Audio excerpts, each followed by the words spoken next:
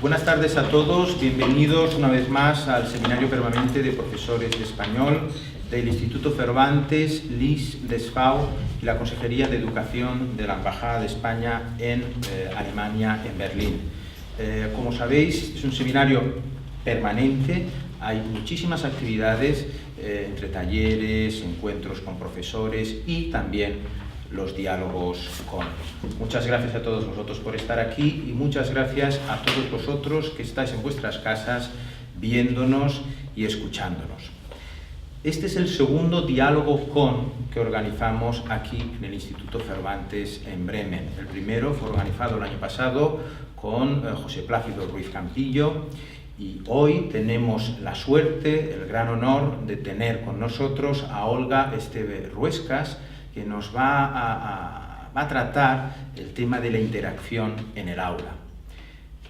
Olga Esteve Ruescas fue durante 16 años profesora de alemán como lengua extranjera de la Escuela Oficial de Idiomas de Barcelona, Drassanas. En la actualidad es titular de la Facultad de Traducción e Interpretación de la Universidad Pompeu Fabra y colaboradora con distintas instituciones en el ámbito de la formación inicial y continúa del profesorado de lenguas extranjeras. Es doctora en Ciencias de la Educación, combina la docencia del alemán como lengua extranjera con la investigación en el aula y la formación del profesorado.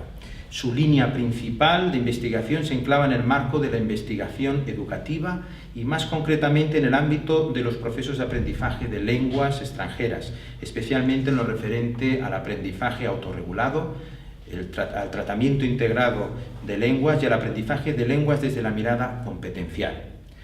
En este sentido, desde hace años, Olga Esteve Ruescas está transfiriendo los resultados de los proyectos de investigación en las áreas mencionadas a grupos de trabajo de docentes, siempre a partir de la metodología de formación basada en la práctica reflexiva, colectiva y colaborativa. Acompañan a Olga Esteve Ruescas en este diálogo con Olga Esteve Miguel García Carballo. Miguel García Carballo es licenciado en Ciencias Empresariales y el programa de doctorado de Psicología Diferencial y del Trabajo por la Universidad Complutense de Madrid. Es máster en Lingüística aplicada a la enseñanza de español como lengua extranjera por la Universidad de Nebrija. Profesor de Escuelas Oficiales de Idiomas, responsable de selección y formación de personal de empresas alemanas y de consultoría, organiza, coordina, imparte cursos y es además asesor técnico en el Ministerio de Educación, Cultura y Deporte en el ámbito de la cooperación internacional y actualmente en la Consejería de Educación de la Embajada de España en Alemania. Es responsable además de la formación de profesores, de relaciones institucionales, entre otras disciplinas. También nos acompaña en la mesa el profesor José María Díaz de León, que es licenciado en lengua inglesa en el Instituto Tecnológico de Estudios Superiores de Monterrey, México. Es máster en lingüística por la Université de Franche-Comté y es diplomado en estudios en lingüística de la Université de Franche-Comté también. Es profesor, lector del Departamento de Románicas, el Departamento de Hispánicas, por lo tanto hispanista, de la Universidad de Bremen. El tercer componente de este diálogo es María San Andrés, licenciada en Filología Inglesa por la Universidad Complutense de Madrid y máster en Lingüística por el Trinity College de Dublin. Ha sido profesora de español como lengua extranjera, tutora de cursos de habla habitual de español, el AVE, examinadora de diploma de español como lengua extranjera en Irlanda, Bulgaria, Alemania y es jefa de estudios del Instituto Cervantes en Bremen. Y por último, Nuria Esteban, que va a ser la moderadora de este diálogo, es licenciada en Filología Hispánica y en Filología Alemana por la Universidad de Valencia, es profesora titular en el Instituto Cervantes de Bremen, ha sido jefa de estudios en los Institutos Cervantes de Bremen y Múnich y su labor profesional se centra en la docencia, especialmente en el ámbito universitario, el desarrollo curricular y la formación de profesores. Muchas gracias a todos vosotros en este inicio del diálogo. Muchas gracias de nuevo a las instituciones que hacen posible que este diálogo con Olga Esteve tenga lugar. Al Instituto Cervantes en Bremen, LIS, la Consejería de Educación de la Embajada de España en Berlín y DESFAU. Y en estos momentos doy la palabra a Nuria Esteban para que modere este acto. Sí, muchas gracias. Bienvenidos, bienvenidas todos y todas, y muchas gracias por estar aquí.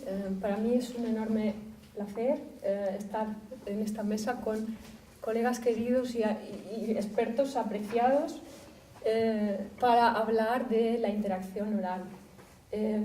Bueno, la interacción es un tema muy amplio, es un campo de trabajo muy vasto. Interacción es cualquier tipo de actividad comunicativa donde participan dos o más personas y en las que unos se influyen o estas personas se influyen mutuamente, ¿no?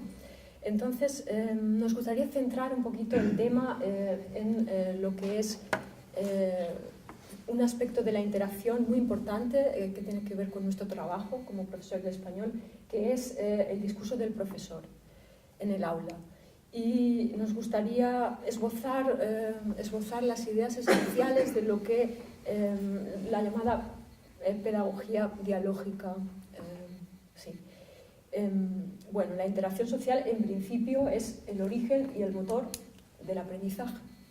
Es decir, que nuestros alumnos construyen sus conocimientos a través del diálogo con su profesor, con otros alumnos, consigo mismo. Este es el punto de partida, ¿no? Y en ese proceso de construcción de naturaleza social, de construcción de los significados, el profesor tiene el papel de mediador. Esto es una idea que creo que va a salir a lo largo de la charla de hoy. Bien, en principio son muchos los géneros discursivos que se dan en el aula, desde la clase magistral, pasando por las secuencias de pregunta, respuesta, evaluación, debates, discusiones, puesta en común de tareas.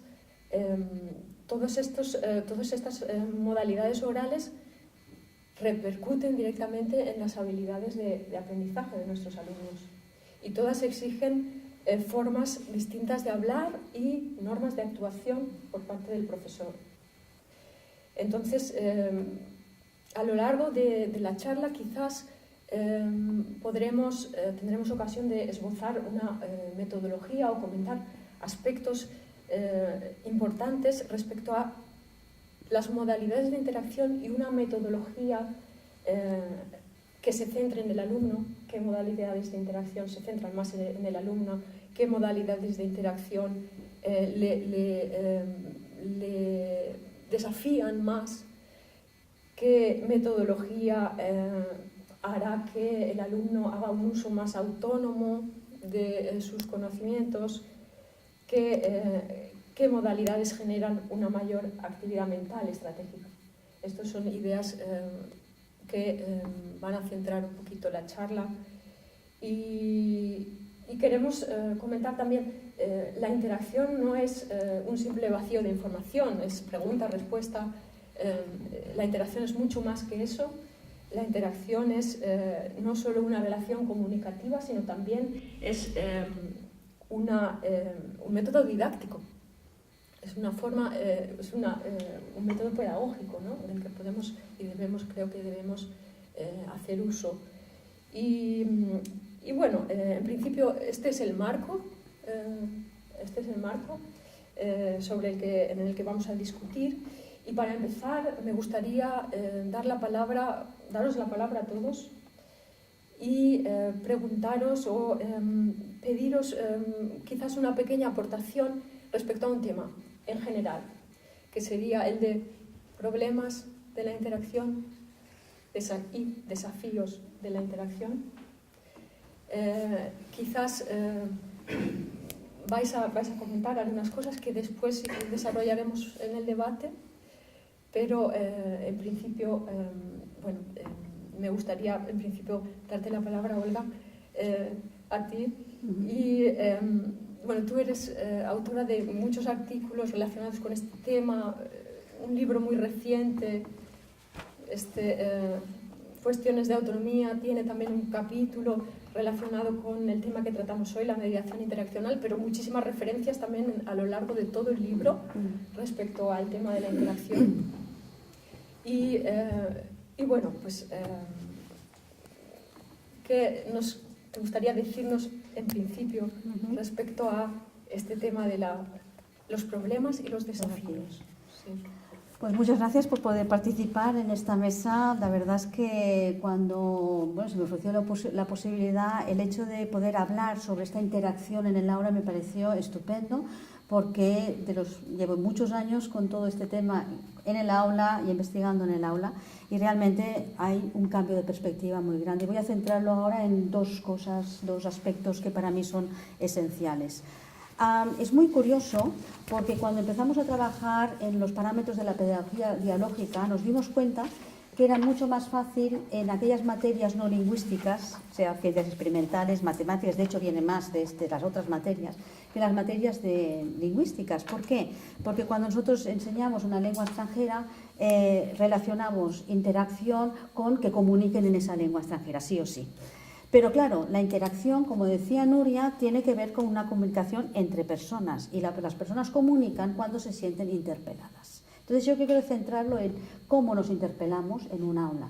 Y por eso uno de los aspectos clave es distinguir que en un aula de lengua extranjera, sea la que sea la de español, sea la de alemán, de inglés, da igual, la de lengua extranjera, el aula es un contexto no solo de aprendizaje, sino también que es un contexto social. Y como contexto social nosotros nos relacionamos. Entonces, generalmente lo que sucede, y quiero centrarlo aquí como primer peldaño, digamos, o primer paso para el debate, lo que sucede en la clase de lengua extranjera es que muchas veces nos olvidamos del aula como contexto social, y entonces como tenemos una serie de contenidos, por muy funcionales que sean, o sea, no es una cuestión de contenido gramatical, aunque trabajemos por el enfoque por tareas, etcétera, etcétera, ya vamos muy dirigidos a decir, bueno, tienen que saber decir esto y de esta manera. Pues bien, esto no es así. Esto no es así, y eso es lo que yo quería provocar un poquito con mis primeras palabras, porque investigando las aulas, observando aulas, pero no hace falta ya observarlas de forma como en un proyecto de investigación, en la misma observación, ¿cuándo responden los alumnos? Entonces la cuestión no es la pregunta-respuesta, sino cómo hablo yo como docente con mis alumnos, aunque sea de un nivel de A1. Y me permitís empezar esto con una anécdota, si me permitís. En una A1, porque con los ejemplos las cosas se ven más claras, resulta que estaban negociando entre ellos un texto escrito. A ver, eso es lógico en qué lengua hablaban en el grupo. Lógicamente hablaban en su lengua materna. Y yo me pregunté, ¿por qué hablan en la lengua materna? Lógico, era una A1 y segundo, no tenían, digamos, como los recursos verbales para poder negociar en otra lengua. Hasta que me di cuenta que lo que sucedía ahí era la interacción real, no la que estaban trabajando para el producto que tenían que elaborar, sino esa. Total, que recogimos todas las expresiones que ellos utilizaban en una clase, era clase de alemán, lengua extranjera, y lo pusimos un listado que lo decían en español o catalán, en nuestro caso, y luego lo pasábamos al alemán. Y les dijimos, vamos a ver con cuáles os quedáis, con cuáles os gustaría empezar a trabajar de esas expresiones. Y empezaron a reír. Dijimos, ¿qué ha pasado? Dice, fíjate, qué raro que es el alemán. Digo, ¿cómo? ¿Y por qué? Dice, porque fíjate, nosotros decimos depende, en inglés es depends, en catalán depend, esto todo es depende, y en alemán dicen es kommt drauf an. Dice, claro, es que esto es como muy largo, ¿no? Pongo esta anécdota como debate, como elemento y pieza de debate, porque os podéis imaginar cuál fue la expresión estrella durante ese curso. O sea, era ya exagerado, les encantaba. ¿Pero por qué? Les encantaba porque les daba sentido a cosas que ellos querían decir.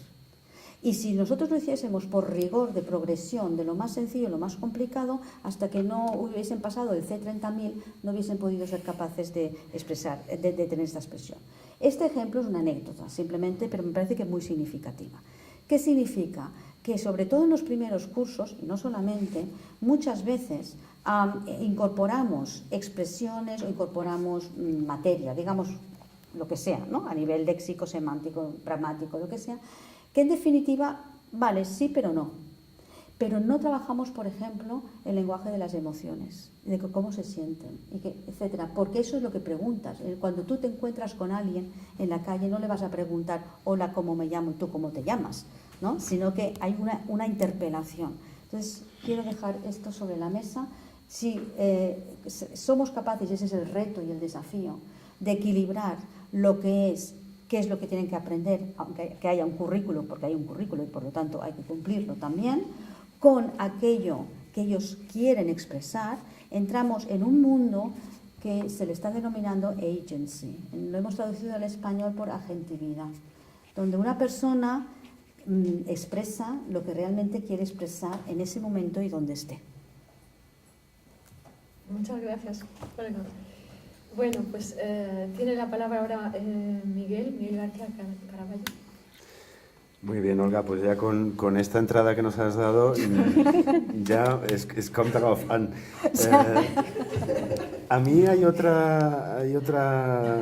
aspecto que me ha llamado mucho la atención siempre, y es que los profesores, aparte de que estemos un poco constreñidos por el currículum y por las cosas que tenemos que hacer, obviamos muchas veces esas reglas del juego, que es como las llamaba yo con mis alumnos, que aunque nos toque perder el primer día de clase, haciéndolas explícitas, creo que es una inversión, y como economista pues también no puedo evitar mirarlo en términos económicos, es una inversión que tenemos que hacer, porque las reglas del juego son fundamentales, y lo primero que tenemos que hacer es que los alumnos se sientan con la libertad, con la confianza, con ese espíritu de que puedan intervenir en cualquier momento, sentirse libres, expresarse con naturalidad, con espontaneidad, y si les hace gracia una expresión como la que tú has dicho, pues mejor, porque evidentemente se les va a quedar, ¿no? Otra cosa que también has comentado, que me ha gustado también mucho, es lo de la provocación. Dices, si me dejáis que provoque. A mí también me parece muy interesante, como dinámica de aula, el provocar, porque ahora ya también cada vez hablamos más de que el cerebro necesita emocionarse para aprender, y la emotividad en el aula, y la afectividad. Todo eso son valores psicológicos que de alguna manera los profesores también tenemos que explotar en nuestro beneficio. Bueno, nuestro beneficio no, el beneficio de ellos, pero de alguna manera, digamos que para que contribuyan a que los alumnos se sientan más relajados, más libres y se expresen con más alegría, ¿no? También los profesores nos tenemos que aplicar el cuento siempre de que tenemos que escuchar más y hablar menos, ¿no? Una de las últimas estadísticas que he leído decía que el 50% del tiempo de las clases de primaria habla el profesor, mientras que en bachillerato es un 80%, ¿no?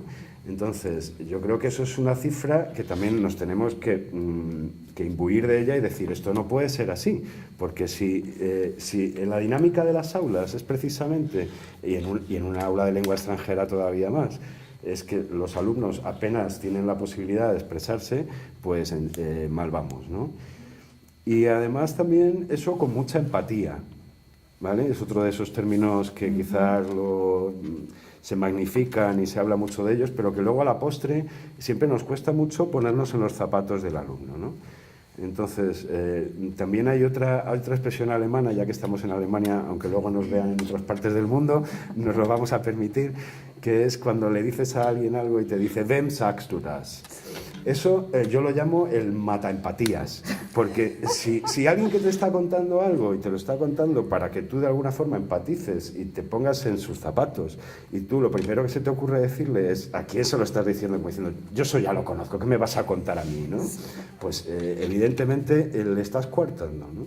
Entonces yo creo que todo esto siempre es muy importante, lo del el crear ese ambiente de relajación, de confianza, donde los alumnos se sientan libres y con la capacidad de poder expresarse con alegría.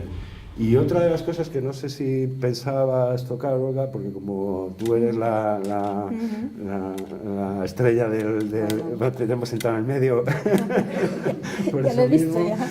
es incluso la posición del profesor en el aula, cómo se mueve, el hecho de que evidentemente está claro que cuando el profesor quiere transmitir una información, pues se pone delante y la transmite, ¿no? Pero yo creo que hablando de esta empatía y de la posibilidad de que los alumnos se sientan más relajados y más sueltos, siempre es importante también el que el profesor se mueva por la clase, se siente al lado de un alumno.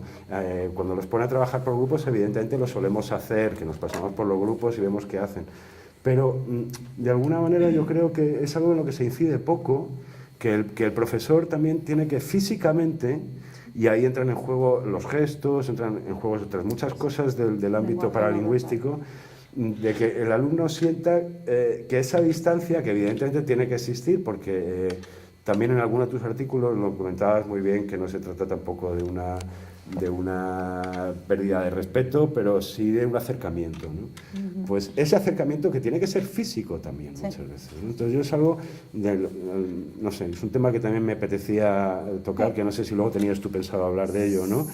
Pero que creo que también es importante. O sea, la afectividad, el acercamiento, la empatía, y de alguna forma eso llevarlo incluso al terreno físico. Absolutamente. Y de momento yo creo que... Sí, tenemos para muchas cosas. Muchas gracias, Miguel. Bueno, pues, continuamos con María San Andrés. Bueno, Miguel ya ha tocado muchos temas, creo que prácticamente, si no todos, casi. Pero a mí me gustaría insistir en el tema de la empatía, en el tema de la afectividad. Yo creo que es un tema clave, porque si no hay empatía, si no muestras esa cercanía con el estudiante no se va a sentir libre, no se va a expresar, no va a ser un partícipe activo en la clase. Entonces se va a quedar siempre atrás, no va a aprovechar todo lo que podría aprovechar. Entonces, en ese sentido, la afectividad yo creo que juega un papel esencial. Yo ahora lo estoy viviendo como estudiante y realmente es muy importante. Y relacionado con ello, yo creo también la integración de todos los estudiantes. Todos sabemos que en el aula hay estudiantes con diferentes niveles, es inevitable. Y el no tender a prestar más o menor atención a uno porque sabe más o porque sabe menos. Los estudiantes con el nivel más bajo también merecen que el profesor les haga todas las preguntas que les puede hacer a los que saben más. Y yo creo que eso es también más motivador para ellos, el que les integren en la clase como al resto. Y el otro tema que a mí me gustaría tratar es las preguntas que hace el profesor al alumno, porque yo creo que eso es un tema esencial. Muchas veces las preguntas que se hacen son casi como un instrumento evaluador, y creo que se menciona en casi todos los artículos, porque tendemos nosotros conocemos la respuesta, pero vamos a preguntar al alumno para ver si puede responder o no puede responder, y ya no nos interesa nada más. Y yo creo que lo que tenemos que hacer, y creo que a veces lo hacemos, pero de una forma intuitiva, muchas veces y sin saber muy bien por qué, es esas preguntas que hace el profesor al alumno, convertirlas en una guía para que sea el alumno el que descubra las cosas. No decir, ¿lo sabes o no lo sabes? Y a mí es uno de los temas que más me interesan. Creo que las preguntas, la interacción entre profesor-alumno es uno de los temas más difíciles y más fascinantes. Entonces, podríamos hablar después más de ello. Totalmente. Y lo voy a unir con la afectividad. Eso sí, lo tenía ya bastante. Y con el contexto social, lo dejo. O sea, que está todo. Hasta que vengan las otras, se incorporen las otras ideas y reflexiones. Muy bien. Gracias, María. Bueno, seguimos con José María Díaz de León. Gracias. Bueno, yo estuve pensando un poco en este tema de la interacción oral en clase y me pregunté cuáles son los problemas concretos a los que nos enfrentamos como profesores en el aula. A mí siempre me ha interesado el aspecto oral, es decir, hablar. Y por eso me gustaría subrayar ese adjetivo, ¿no?, de interacción oral, es decir, hablar, entender, etc. Creo que Un primer aspecto que no se ha mencionado directamente es el papel de la lengua meta y la lengua materna.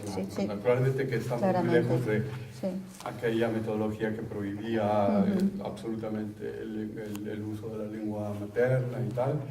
Está claro que tiene su función como estrategia de mediación, como estrategia de facilitación, pero creo que es muy importante que se dé el protagonismo que merece la lengua meta, es decir, que tratemos de hablar desde el principio, desde las primeras etapas del aprendizaje, en nuestro caso el español.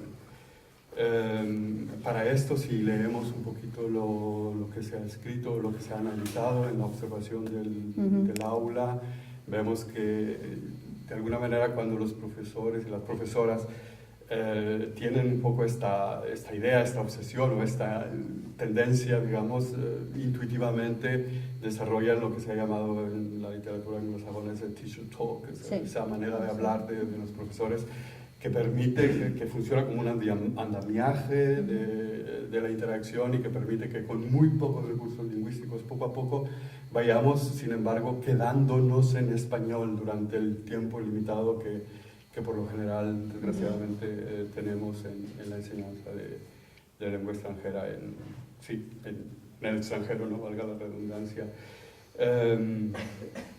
Y luego después la segunda, ya se ha dicho, la segunda palabra clave es empatía. Creo que es un aspecto muy humano, es bastante también de alguna manera intuitivo, pero igual es muy reconfortante ver que una y otra vez psicólogos, pedagogos, profesores, etcétera, coinciden en que crear un clima de confianza y de empatía es una condición sine qua non para que la clase funcione. El objetivo es llegar a la participación, una participación de todos, y sobre todo, ya visto desde un punto de vista un poquito más técnico,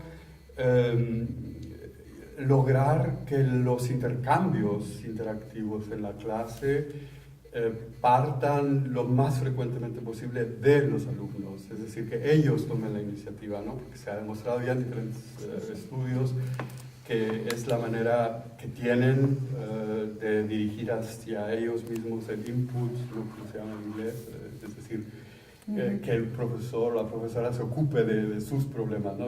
Nos va indicando de una manera directa y explícita dónde están sus necesidades, sus deseos, Y bueno, igual otra obsesión mía es el problema de qué hacer con los errores, sobre todo los errores orales, ¿no? Es decir, cuando estamos trabajando en gran grupo, cuando de pronto hay un error, qué sé yo, fuerte, claro, ostensivo, qué hacer con eso. Y creo que lo ideal, o sea, es si creamos en base a esa empatía y esa confianza un clima que permita a la profesora o al profesor tratar con mucho tacto ese error, no ocultarlo, no disfrazarlo, no decir sí, bueno, sino simplemente dar un diagnóstico claro y tratar de llegar como objetivo ideal a la autocorrección, ¿no? Lo que favorecería también tal vez una pequeña etapa de reflexión metalingüística, etcétera, etcétera. Claro que para lograr esos tres objetivos se requiere vencer muchos obstáculos antes, pero bueno. Eso sería, ya se van salvando. Son mis preocupaciones. Poquito a poco. Muy bien, muchas gracias. Han salido ya muchos temas, seguro que los vamos a ir tratando poco a poco. Si os parece bien, me gustaría empezar con la idea que comentaba María respecto a la idea de la formulación de preguntas. Es una tarea clave en la función docente. Y un estudio reciente publicado por John Hattie en su libro Aprendizaje Visible comentaba que después de la clase magistral la modalidad de interacción más utilizada en el aula es la de formular preguntas. Es decir, que los profesores, incluso daba estos datos que son rotundos y pueden producir sorpresa.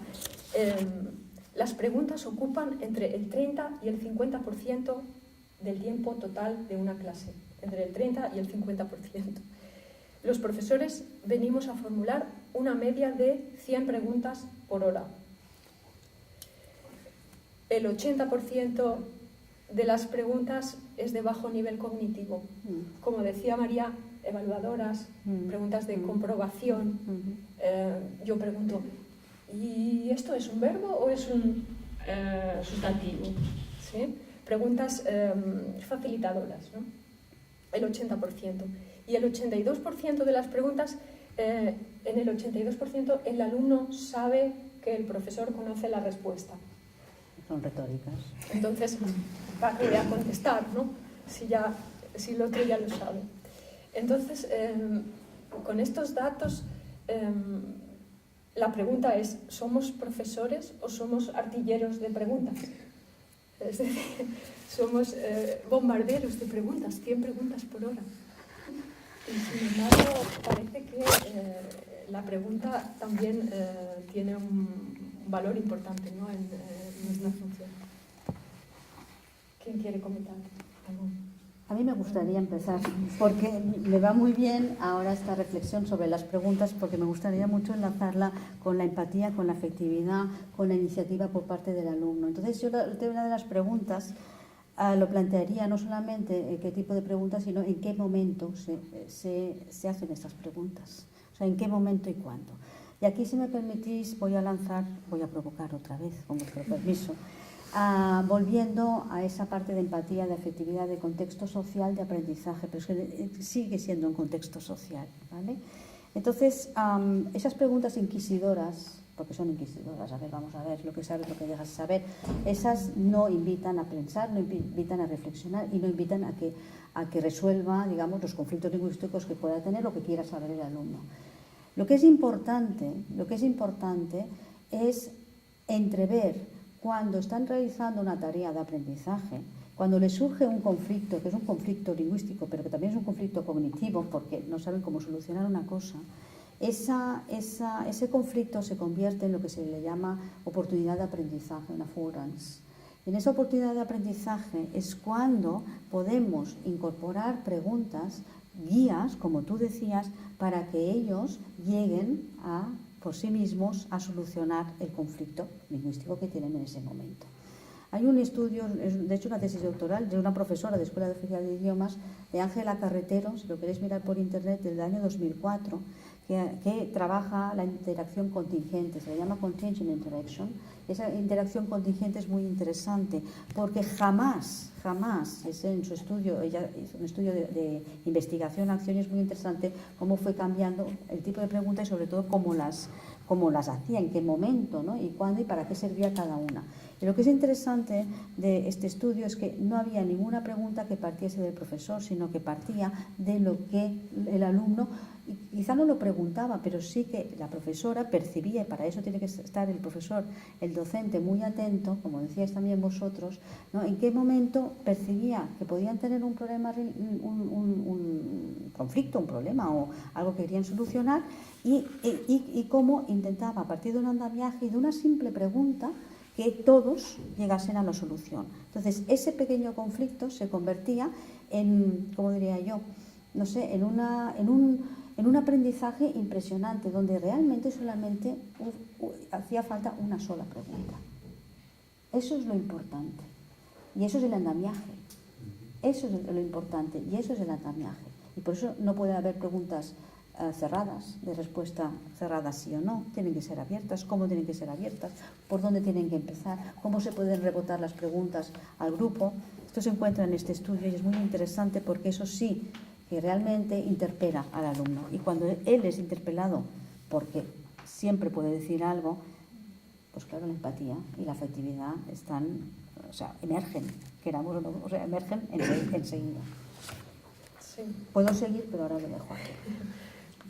No, si me permites al hilo de esto, simplemente decir, claro, que además tiene la grandísima ventaja de que la pregunta no parte del profesor de alguna manera. La pregunta del profesor lo que está dando es respuesta a una necesidad del alumno. Efectivamente. Y eso es donde los profesores tenemos el gran reto, uno más, de que tenemos que ser muy sensibles y muy empáticos, de ver realmente cuándo un alumno necesita algo y entonces provocarle como para que... bueno, nosotros podemos formular la pregunta, pero está dando respuesta a una necesidad que ellos tienen ahora mismo. Exacto. Y entonces creo que ese es el punto decisivo que nosotros tenemos que interiorizar. Sé que lo hacemos la mayoría o lo intentamos, pero bueno, pues... No es generalizado, ya te lo digo. Pues hacer más esfuerzos para que sea así. Y no que sean preguntas que salen de nosotros, que a ellos les pillan como vacías, que primero dicen, ya sabe la respuesta, ¿para qué le voy a responder? Luego que se puedan responder con sí o no, sino que sea realmente algo que a ellos les está solucionando un problema que tienen ahora, ¿no? Tiene que ver, yo creo, también con algo que tú escribes por ahí sobre la importancia de la autenticidad del discurso en el aula. Totalmente. ¿No? Nosotros hicimos en México un pequeño estudio también en el que tratábamos de caracterizar el discurso del profesor en el aula y veíamos que algunas veces iba más hacia un discurso pedagógico, el típico, ¿no? De preguntas cerradas o de verificación, etcétera. Y de pronto surgían momentos en los que había un discurso más que nosotros llamamos conversacional, es decir, que las preguntas eran auténticas, uno hacía una pregunta y no conocía la respuesta, y naturalmente cuando venían de los alumnos eran absolutamente conversacionales, ¿no? Eso es muy interesante también, los alumnos nunca hacen preguntas pedagógicas, digamos, ¿no? Excepto, no sé. Pero en general las preguntas, es por eso la importancia de la iniciativa. Cuando una pregunta viene de uno de los alumnos es una oportunidad excepcional, ¿no? Para ver qué va a pasar después y cómo trabajar.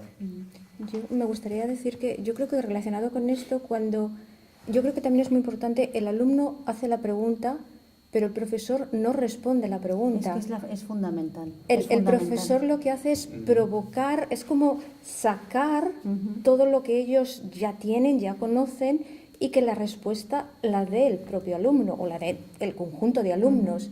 O sea, que el profesor en realidad simplemente va pues guiando todo, pero no da la respuesta al alumno.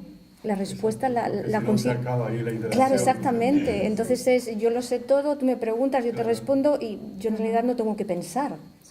Y yo creo que de lo que se trata es de que el estudiante piense y que sea consciente de todo lo que sabe y dónde puede llegar. Al hilo de lo que estáis comentando, recuerdo un ejemplo muy claro de este estudio de Ángela, que también tiene un capítulo en el libro, que era una pregunta tan simple como, estaban negociando también un texto y decían, ¿cómo se dice esto en alemán? La pregunta tan sencilla. Claro, yo tengo dos opciones como docente. Una es, pues así, lo pongo en la pizarra para que todos lo sepan y así aprendemos el vocabulario. O rebotar, o sea, contestar con otra pregunta. Y la pregunta que ella hacía dice, a ver, ¿tú qué crees cómo se podría decir? Aunque lo digas mal. Por tu lógica, ¿cuál sería?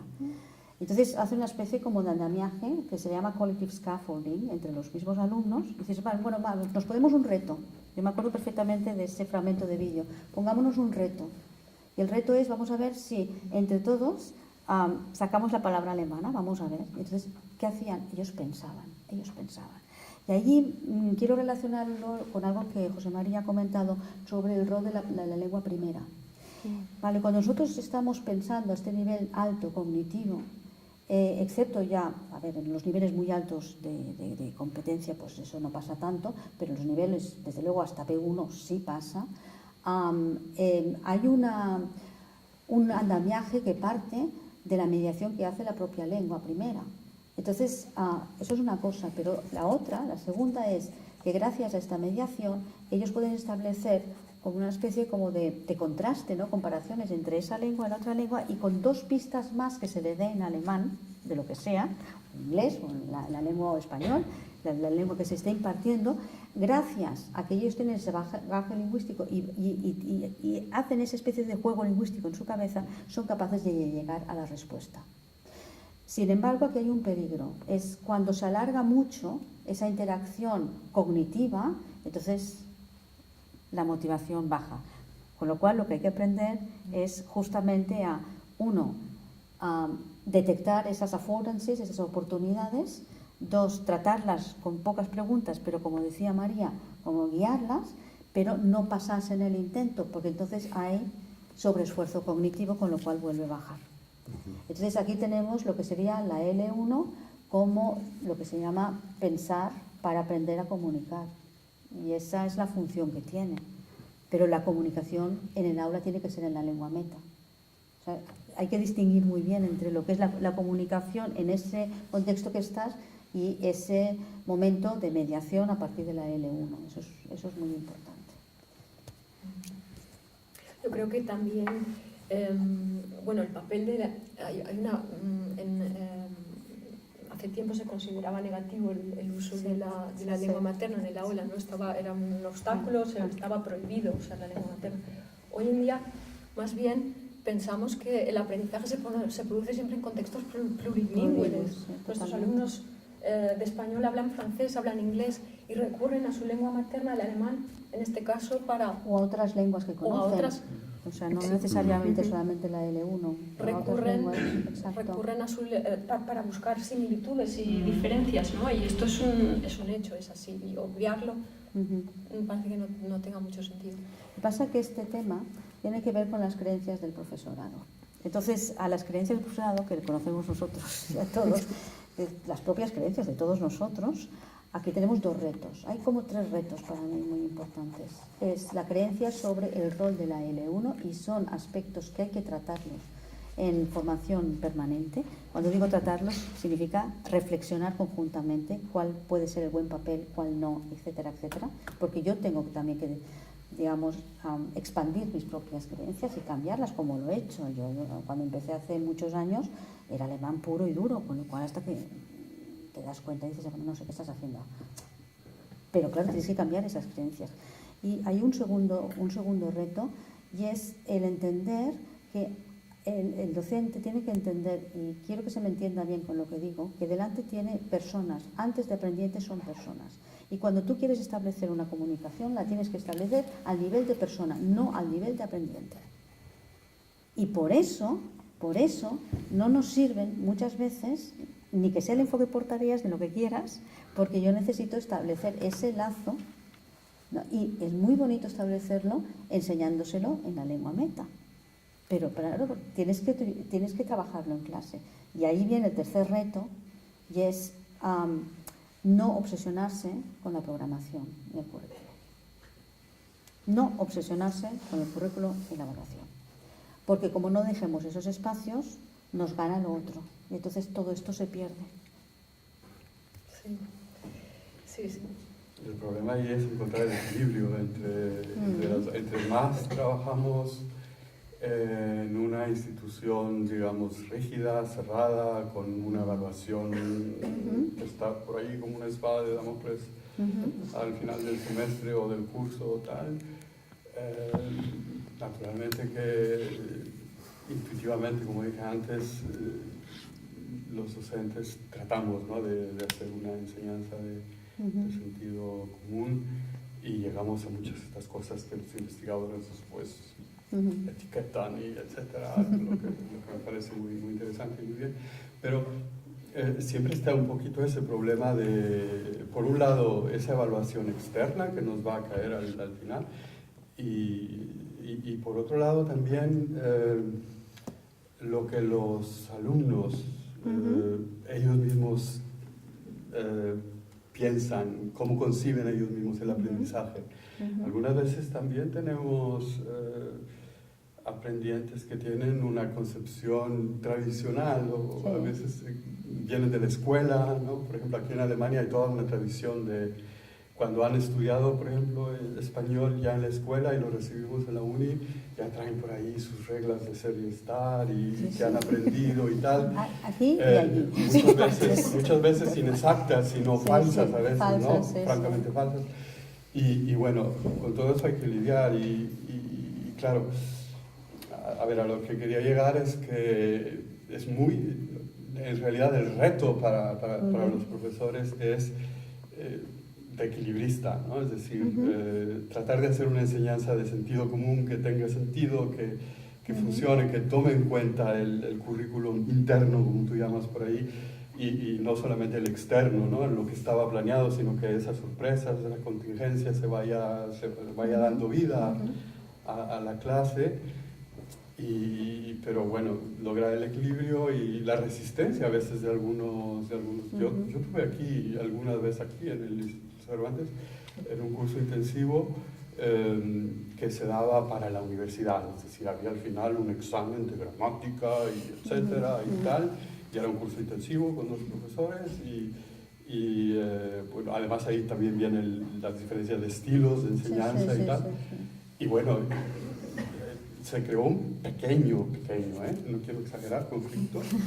Había dos chicas que decían, vaya, tenemos que avanzar en el programa. ¿Y por qué siempre quieres estar hablando? ¿Por qué tenemos que hablar en español? Queremos terminar con los temas de gramática porque van a venir en el examen. Y yo, bueno, al final hicimos una negociación, hablamos en grupo y tal, el problema se resuelve, ¿no? Pero digamos que no todo está en manos del docente, ¿no? Siempre hay también, o sea, siempre hay que estar tratando de lograr ese equilibrio y de vencer la resistencia de algunos estudiantes, ¿no? Yo sí. A ver, No. Era un poco una pregunta a ti como experta. No estoy de acuerdo en algunas cosas. Entiendo lo que estás diciendo. ¿Me permites, Miguel Ángel? Por Dios, porque es que me parece muy importante. Porque cada vez que tratamos el tema de la afectividad, que tratamos todo este tema, topa con el currículo. O sea, y ya con la evaluación ya es como... Bueno, aquí hay varias cosas que yo quiero dejar constancia. De las que quiero dejar constancia, ¿vale? No entiendo, y perdonad acabar el tono provocador, no entiendo por qué la evaluación es intocable. No lo puedo entender de ninguna de las maneras, ¿vale? Si nosotros vamos mirando los distintos exámenes, digamos, externos, no todos los exámenes externos son gramaticales, ni muchísimo menos. Hay muchos exámenes externos que son competenciales, en el sentido más de la competencia Orientierung del marco. Y quizá tenga algún ejercicio de gramática, alguna actividad así más de gramática, pero en principio son bastante competenciales. Yo, y no lo digo por ti, José María, para nada, pero sí que pienso que a veces hay docentes que se escudan detrás de la evaluación porque les da también miedo, y es normal, o sea, cambiar todo esto, ¿vale? Entonces, tenemos que ser también conscientes de que muchas cosas de la evaluación también se pueden tocar, aunque sean exámenes externos. Y esto se ha hecho en distintos países, y en España también. O sea, por ejemplo, los exámenes de Escuela Oficial de Idiomas han ido cambiando y han cambiado mucho. En Cataluña, por ejemplo, el examen de catalán, que era súper gramatical, lo que se dice en alemán, porque era súper gramatical, ha cambiado muchísimo. Pero eso es también un esfuerzo de que los docentes tienen que trabajar también con los evaluadores. Eso me parece que es fundamental. Y lo digo por una razón, no porque el examen, esa evaluación externa, o llamadlo como queráis, tenga que prever también que se trabaje o que incorpore léxico, emotivo, lo que sea, sino por otra razón que la tenía apuntada desde el principio y la estaba dejando, y es que aprender a hablar no es necesariamente aprender a comunicar. Entonces, lo que ellos tienen que aprender en las aulas es a comunicar. Y cuando se comunica, hay parte de lo que sería el uso de la lengua, pero hay una parte reflexiva, porque no se aprende comunicándose solamente. Eso volveríamos al audiolingual, sino que hay una parte donde tienes, el enfoque por tareas está muy claro, ¿no? Digamos, tienes un objetivo funcional, un objetivo competencial, pero tú vas trabajando también los elementos lingüísticos en todos los niveles, gramático, semántico, etcétera, etcétera, y lo vas sistematizando. Entonces, yo lo que he visto en muchas aulas es que alumnos muy gramático-orientiert, por decirlo de alguna manera, o sea, orientados muy a la gramática, muy ¿qué tal? En el momento que ven que también si se sistematiza en el enfoque por tareas, se quedan tranquilos. ¿Por qué digo esto? Porque el hecho de entrar en todo ese elemento más afectivo y el elemento de empatía no significa excluir la sistematización, no significa excluir la gramática en el sentido más tradicional, sino que es el equilibrio. Pero yo insisto en que las evaluaciones se pueden cambiar, porque creo que es fundamental que haya evaluaciones competenciales, no del ámbito afectivo, no tanto eso como competenciales, porque entonces sí que da, digamos, como diría, el marco para poder trabajar desde oportunidades de aprendizaje, que es lo que pasa en el enfoque por tareas. Yo digo enfoque por tareas porque en español está muy desarrollado, ¿no? Perdón que te digas. No, Olga, sí, en realidad yo al principio también hablé de la necesidad de invertir un tiempo en crear ese ambiente en clase, esas reglas del juego en los que los alumnos se sientan libres. Y entonces, un poco al hilo de lo que comentabas tú, José María, de que en algún momento pues te han venido gente que no, lo que queremos es esto, pero si hay que perder tiempo negociando eso, ya sé que no es lo ideal, pero si es necesario, es tiempo bien invertido, es Y luego además eso son otras destrezas que ahora, como aquí en Alemania también está muy de moda el tema de la mediación, ¿no? La Sprachmittlung, pues también hablabas tú de, bueno, pues todo esto entra también de...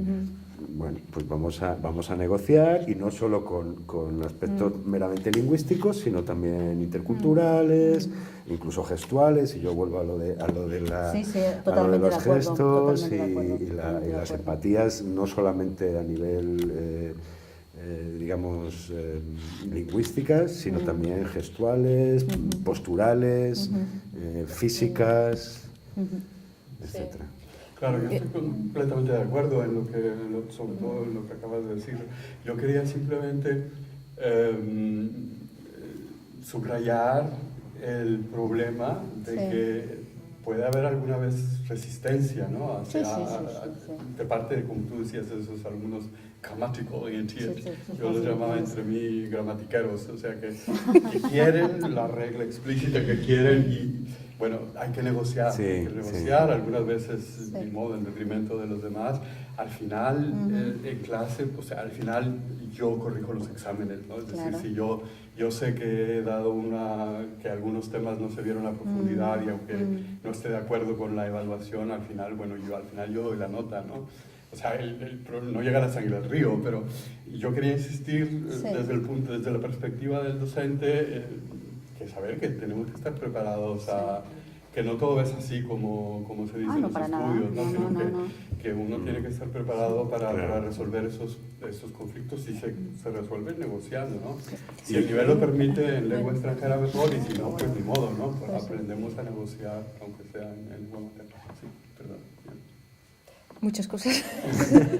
Bueno, yo quizá quisiera aludir, es muy interesante lo que estáis comentando, pero porque tenemos que ir un poco mirando el tiempo.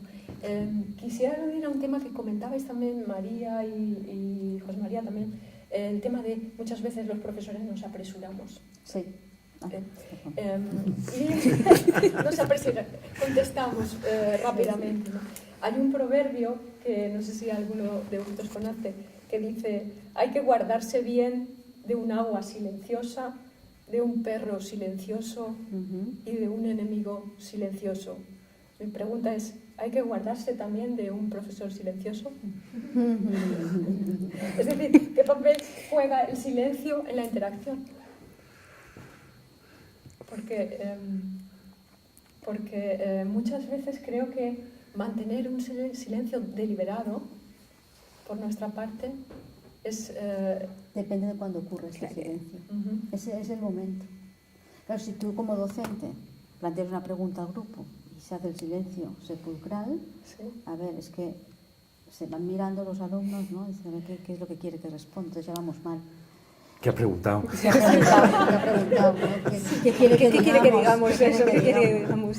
Pero si ese silencio, y ahí voy otra vez a lo que decía Miguel Ángel, se produce en el momento cuando hay una interacción en el grupo, el moverse es fundamental, el cambio físico, donde están puestas las sillas, ese cambio, ese moverse, ese ir al grupo, y ahí se produce el silencio, tiene una dimensión radicalmente distinta. Porque está con... perdón. No, yo creo que está relacionado con la autorreflexión. Absolutamente. Tenemos que dejar espacio, porque muchas veces es eso, nos apresuramos y siempre queremos oír que están hablando. Siempre tenemos que estar escuchando algo. Y un profesor, si no escucha a los estudiantes que están hablando, decimos, esto va mal, esto no, tenemos que hacer algo. Y yo creo que precisamente se necesita el silencio a veces para esa reflexión, que no muchas veces, y es culpable de ello, o sea, no damos tiempo para la reflexión. Sí, es lo que se llama en la literatura el tiempo de espera, ¿no? Tiempo Es de decir, espera, si totalmente. el profesor lanza una pregunta o Totalmente. un alumno que requiere una respuesta, normalmente inmediata, pero algunas veces hay que esperar y los profesores que son como los perros que siempre ladran, no soportan el silencio y ¡juá! Dan la respuesta. Algunas veces... Y más los latinos. Exactamente. Pero ahí hay Contextualidad. ahí hay una eso es un estrategia, error, ¿no? Es una estrategia de inoportuno. mediación que se está estudiando ahora mucho y que está funcionando en las aulas, ¿vale? Desde la perspectiva más sociocultural, más vygotskiana, que es la reflexión por escrito. Cuidado, no significa, bueno, ahora vamos a escribir el diario y todo eso. No. Es que si tú dices, a ver, ¿cómo se dice esto en alemán, en inglés, que sea? Dice, a ver, invéntate una palabra que podrías... Y tú lo escribes. O sea, es tan tonto como esto. Es decir, que esa reflexión a la que aludía María tuviese como un trozo de papel, yo qué sé, ¿no? O sea, que la apuntasen primero de forma individual, porque entonces tiene la reflexión cada uno. Y eso es muy importante, eso está funcionando muy bien en las aulas, porque da voz a todos los alumnos. Y muchas veces los más tímidos son más hábiles, no siempre, no se depende, ¿no? Pero son muy hábiles cuando van intentando hacer ese jeroglífico, ¿no? O sea, solucionar ese jeroglífico que es como un juego lingüístico en el fondo, ¿no? Ver cómo puede ser esta palabra, cómo puede ser, como tal. ¿Me permites decir dos cosas más sobre esto o no tengo tiempo? Cortito, muy cortito, dos cosas, muy rápido. Si nosotros, no hace falta cambiar mucho lo que hacemos en el aula, en el sentido de contenido, pero sí quizá en la manera de hacerlo. Yo creo que si empezamos por lo que estamos haciendo, pero teniendo en cuenta estos aspectos que hemos estado tratando o estamos tratando aquí, la cosa empieza a cambiar bastante, ¿vale? Y otra cuestión es, se puede trabajar la gramática perfectamente, porque cuando un alumno pide la regla, nos hemos preguntado por qué la pide. La pide en muchos casos, no solo por sus creencias, que también, sino porque necesita comprender cómo funciona la lengua. Y si no tiene la regla, según qué tipo de aprendiz sea, no entiende cómo funciona. Eso lo comentaré mañana. Este tema, ¿no? Y entonces es ese equilibrio de esa sistematización, de esa regla, pero para eso es importante que no empecemos solo con gramática, sino sobre todo con el enfoque léxico. Yo ahí quiero dar como una última... El enfoque léxico nos da mucho potencial para tratar lo mismo, pero de otra manera. Bueno, han salido muchos aspectos, creo que podrían, los esenciales, si me lo permitís, me gustaría hacer una breve síntesis de los temas que han surgido, porque creo que vale la pena citarlos brevemente. Hemos comenzado la charla diciendo... Ha comenzado Olga la charla diciendo que sobre todo el aula, además de un contexto de enseñanza y aprendizaje, es un contexto social. Esa idea creo que es fundamental. Por eso es fundamental entender que nuestras aulas son comunidades donde, como decía Miguel, hay que establecer unas reglas del juego y donde hay personas sobre todo, ¿no? Además de alumnos, sobre todo son personas. Y, por ejemplo, la importancia de la integración de todos los alumnos ha salido también. El papel mediador del profesor en este contexto, la importancia también de la contingencia, ¿no? De la contingencia, de esa eventualidad, del azar, de sabernos liberar del currículo cuando, en la medida que se pueda, ¿no? Ha salido el tema del andamiaje, del ajuste pedagógico que tenemos que hacer los profesores para que a partir de ahí los alumnos construyan los conocimientos. La función facilitadora de la lengua materna también, y como gran tema también el tema de que se genere una situación de confianza, de empatía. Creo que esto son las ideas más importantes quizás y la idea también muy importante de hablar no es comunicar, ¿verdad? Y cómo el silencio también puede ser un gran arte para la conversación. O sea que la palabra es plata y el silencio es oro. Y el tiempo se acaba y nos tenemos que callar también. Pero antes de terminar, me gustaría pediros una palabra, simplemente una palabra o una frase respecto a un tema. El rol del profesor en la interacción. Un rol que destacaríais del profesor en su trabajo, en la interacción con sus alumnos en clase. Miguel. Para mí el profesor es, sobre todo, dinamizador. Muy bien. Vale. Yo me quedaría con guía. El profesor como guía, no como una persona que lo sabe todo, sino que va guiando a los alumnos. Sí. Yo creo que un profesor idealmente debería ser alguien que inspire confianza y con quien uno tenga ganas de hablar. En lengua extranjera de preferencia. De hecho, no es una frase, es como una idea. De la instrucción a la co-construcción. Muy bien. Pues yo, si me lo permitís, también diré, yo me quedo con el rol del profesor como instructor instruido. Porque al fin y al cabo enseñar implica conversar. Y cuando se produce esta situación en clase, creo que eso es el ideal, ¿no? Y se produce en muchas clases, en muchas. Y se produce. Se produce, claro que sí. Bueno, pues nada más. Me gustaría agradecer al público la atención y a todos vuestra participación en este diálogo. Y en especial a Olga Esteve, que ha venido desde Barcelona para hablar con nosotros sobre interacción. Gracias. Un placer.